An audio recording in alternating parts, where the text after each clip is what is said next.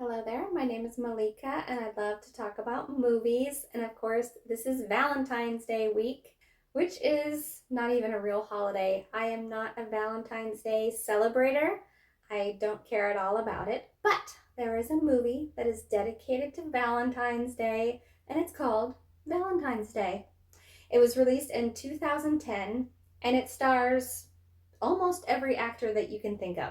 There are tons of different storylines. It's all happening on Valentine's Day, and it's all about love and romance and regret and loss and learning lessons and all that. And almost every actor you can think about is in it, including Julia Roberts and Ashton Kutcher. A lot of people are in this movie. There are tons of storylines, and they all kind of interconnect. The first storyline that we see is Reed and Morley. Now, Morley doesn't seem super interested in Reed, but he proposes to her on Valentine's Day, and he owns a flower shop. And it's very clear when he tells everybody that she said yes, that everyone is very surprised. Now, Reed is very good friends with Julia, who is in a relationship with a guy named Harrison, a doctor. And we find out when Harrison comes to the flower shop to buy gifts for both his girlfriend, Julia, and his wife, that he's a cheater. And then we find out that Morley, of course, is going to leave Reed. She's not really that interested in him or being married to him. And it turns out that him and Julia have this really close bond. They're best friends. And of course, at the end, they end up being together. How romantic. There's another storyline between Jason and Liz. And Liz is a sexy phone operator.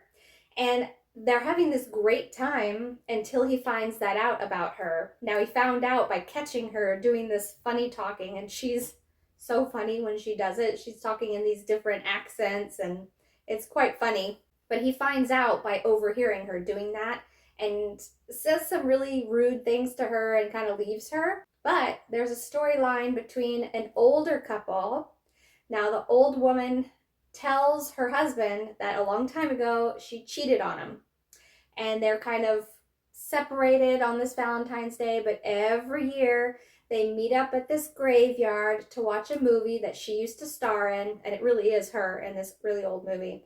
And of course, she shows up this night, even though they were fighting, and Jason sees their love, sees that even if you make a mistake or you have one thing you don't like about somebody, well, you should still give him a chance. And then him and Liz are back together, and it's so cute.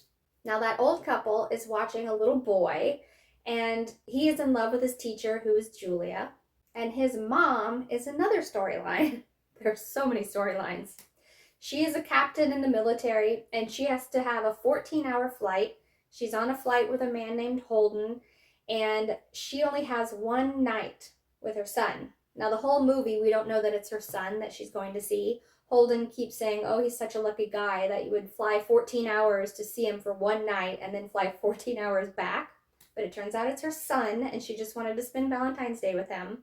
And then another storyline is Kara, who hates Valentine's Day and wants all the girls to come to her I Hate Valentine's Day party.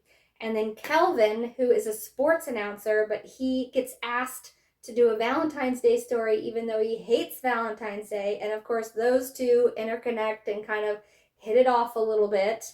And then yet another storyline.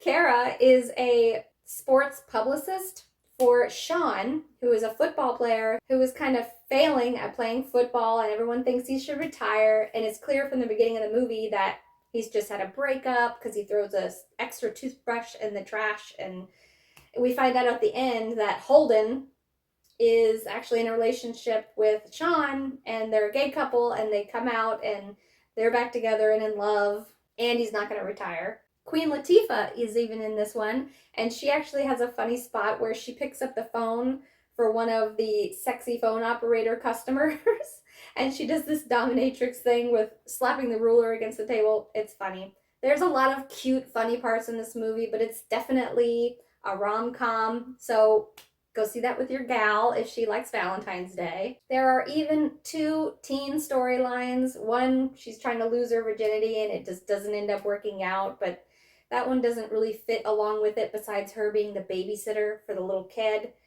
It's just all interconnected. There are all these different storylines going on, but they really do a good job at keeping them together, unlike me, who's just kind of babbling on about it. But the editing and the directing is really cute. The acting is really great. Of course, they have all these amazing actors in it. And I enjoyed the movie. It was kind of Hallmarky a little bit, but it was really cute. For a rom-com, it's a good one, and it was funny. So I recommend this movie if you want something that's funny and cute and romantic to watch on Valentine's Day. And I hope to see you again next Monday. Bye.